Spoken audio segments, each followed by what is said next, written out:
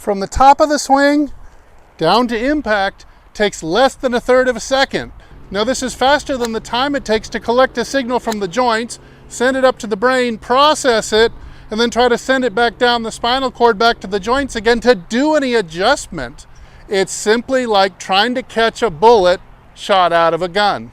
So your first move starting down better be the correct one, because there's no taking it back. Now you can see in this image I've kind of defined a sweet zone for where the handle of the club needs to stay in as it starts its journey down to the ball. So yeah, we're not talking about the club head or the shaft. We're talking about the path of the handle, because it so much dictates how much shallow you're going to get, what your path is going to be, and how easily you can square the face of the club with power. If you're getting this moving off kilter, it's going to take away first accuracy and consistency. You're going to hardly be able to hit the ball straight 3 times in a row, but it's also going to be sapping you of club head speed, ball speed, contact, angle of attack, everything that you need to hit the ball far.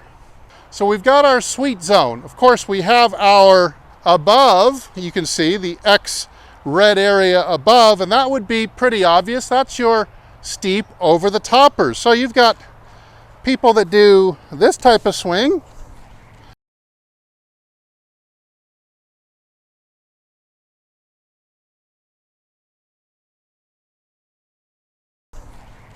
And they come inside, and then they're above, and they're coming down in the red zone above the safe green zone. So also another person who might do that, another type of swing who might do that, is the swing where the person really early extends, something like this.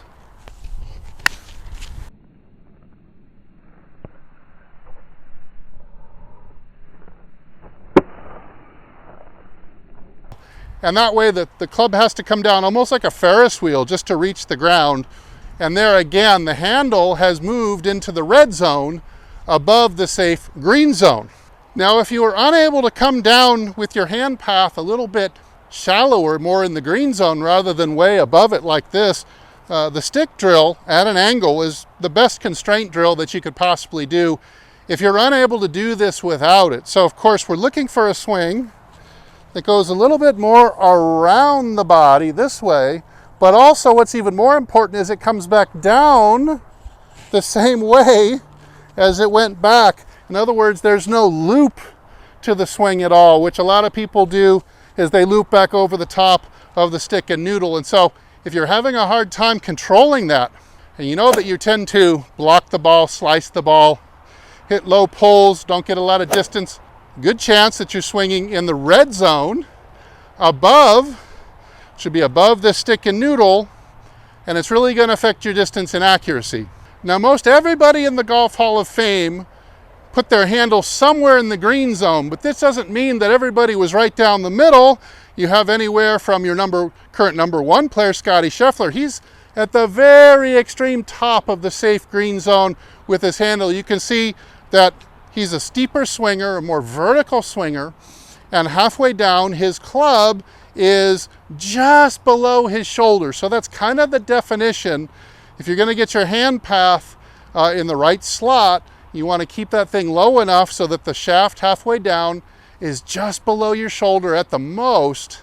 And then as you come down into impact, that's a really good way to cut the ball too, since he's going a little bit high here, a little bit steep or vertical, and then cutting around to the left quite nicely. This is how he plays his little outside to in cut shot. It's a great way to win majors, especially if you're really tall and you hit the ball really, really hard. Now let's look at somebody who's more at the bottom of the safe green zone, and that's Rory McIlroy. Rory McIlroy is right behind Scotty, is number 1 player in the world right now, and he will be for some years to come. He puts that club closer down to the forearm halfway down.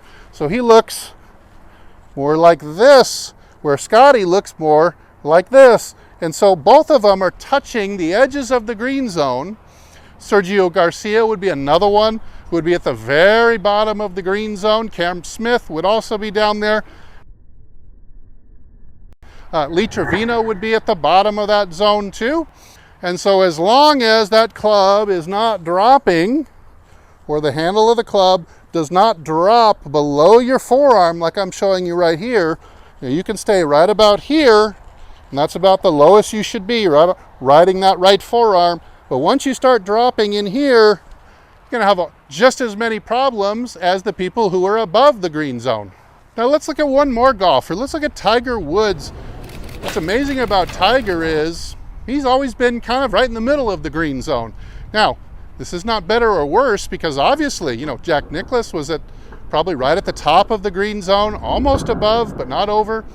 But yet, all of these players have won majors. They've won tens of millions of dollars. They're in the Hall of Fame, or soon to be in the Hall of Fame. So it doesn't really matter. It's not an ideal as long as you get it in the green zone somewhere. Ideally, you'd like to have that handle coming not straight out like this, because that would be above, and not dropping down like this because that would be below.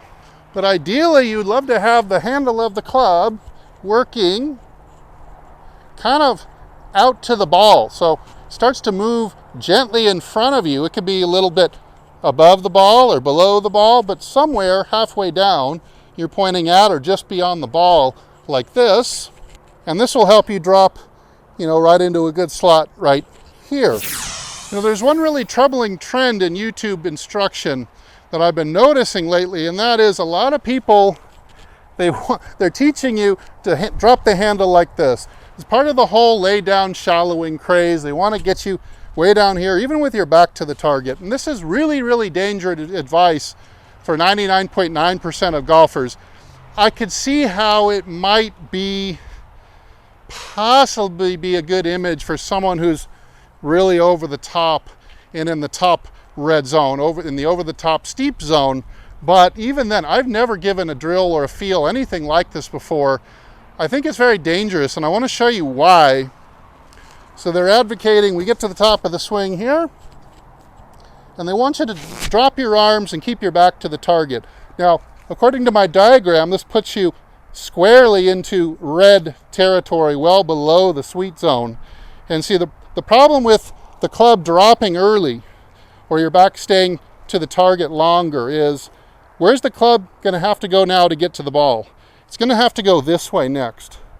And so what they're advocating there, by either dropping or pulling down the handle of the club, they're arguing for you getting incredibly stuck. And of course, combine that with all the videos you might have watched on, you got to jam your elbow in there, you got to get your elbow in there.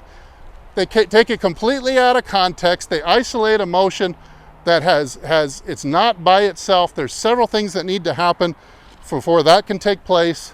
And so they're jamming the elbow in and dropping the hands. And I see people working on this on the range. I see this, it's like this 3-piece swing. They're doing this, and then they're dropping it in. And then, what are you going to go from here? Well, you're going to be so stuck that this ball is going to get shanked or sliced or maybe flipped over for a hook, but it's almost never going to go straight. You've got to be really careful about videos like that have you dropping anything. You got to remember that it is a smooth hand path curve. It is smooth. It is kind of like a circle. So if we're drawing a circle here, we're going out to the ball and then curving alongside the ball, and then left still around the arc, and then coming out below the shoulder like this into a whole new sweet zone over here. So it is a gentle curve. You're not going to drop it in here and then pull it around the corner. Really difficult to pull off. It is not natural. It does not have a flow to it. You want to think of the hand path as being a small circle or wheel inside the club head's wheel, which is bigger. Now let's look at a POV angle of that hand path. We've already seen how we want it to start down, not dropping down behind us and not going over the top, but you find it safely in this green zone. And then as it comes into the ball, I want you to see how it curves still. It's still on a natural curve. So the steadier curve that you can keep that hand path on, you don't want it to be, drawing straight lines and then suddenly have to, zooming around the corner. It's more of a natural curve. And watch this, see this natural curve I've got. Notice that it peaks right at my right hip and thigh. And so you can see if I've got this ball position, say for a 5-iron or something, some long iron where I'm sweeping it, the hand path is curving leftwards long before the club head ever reaches the ball. So the hand turn left first. The club head is still on its way from the inside out, but it's that curvature of the hand path that really causes the club head to accelerate, not unlike a water ski boat. Turning sharply left will cause a water skier to suddenly zoom around the corner. And that's what happens to your club when you follow the curve just like this.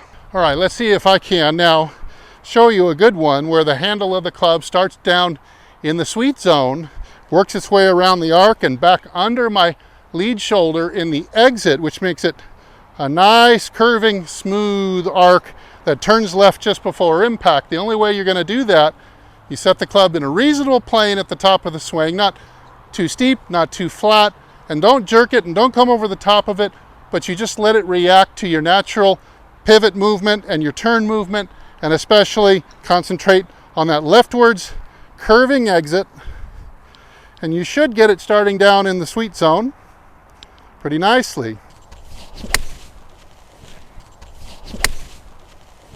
All right, looking back at that one in slow motion, now while I do not profess to have a perfect golf swing by any means, it's a journey for me as well. I'm getting this club in a pretty good spot at the top of the swing, and then I'm starting it down on this just gentle, just outwardly arc, slightly towards the ball, dropping into a good slot, coming in and not getting stuck, but traveling around the corner to the left where the club can square up without too much manipulation. Of course, the start of all that is getting the club starting on the correct kind of vector or curve downwards, not this way, which would make the club stand up more, and not this way, where then people usually, when they get on top of the plane, they're also usually trying to put a squaring torque. Oh, I need to square the face this way. And that's where the club gets really steep and across. And actually, you tend to slice it, although you're trying for early torque to square the face. So once you can get this very first move down, and believe me, it involves a reasonable maintenance of the posture as well. It's such a big key. If you come up out of it like this, you're generally not going to be in that sweet zone starting down. I can tell you from experience, the more you come up out of your posture, the more you're going to have to be on one side of the sweet zone or the other. So, for example, the over-the-top hacker will stand up, and they'll come this way into the ball. But then the better player who stands up, they know that they want to approach the ball from the inside and shallow. And as they stand up, the club drops. It has to drop down, because otherwise there's no possible way you can get the club head down to the ground. You have this perfectly measured position to sweep through the grass. Now all of a sudden you're taller by a few inches. And so the steep slicer has that covered, but making the club very vertical and the handle very tall at impact, and they can come down and strike the ground, even though it's, at least they reach the ground, even though it's a bad angle. But the player who's better, who's stuck on the inside, who stands up, they also tend to drop the club down as they stand up. It's in a bad spot, and now it has to go out to the ball, and now you're in your stuck position this way, with the handle going out this way, and this is where you get your blocks and your hooks coming from, even an occasional hosel shot. And so part of this is absolutely maintaining at least a reasonable posture. Otherwise, you're not going to be able to control that club starting down in the sweet zone. All right, so I want you to keep in mind that getting this club starting from the top of the swing and moving in the correct direction, it's not necessarily an impulse that you think about from here. It's more of a culmination of good things that you're doing throughout the downswing. Number one, keeping the posture reasonably and not popping up out of it. A lot of guys on tour will actually increase that posture on the way down. They're terrified of getting stuck, so they're going to be bringing it down in the sweet zone with the posture, And then getting that club to curve around to the left. If you're curving around to the left strongly, it's a really good chance that you're not going to drop it down here, because from here you can't get around the corner without some Herculean display of strength. It just doesn't make sense. From here, you're going to go here instead. And so keeping the posture, making the club go around to the left, it's a really great way to get this thing starting in the sweet zone.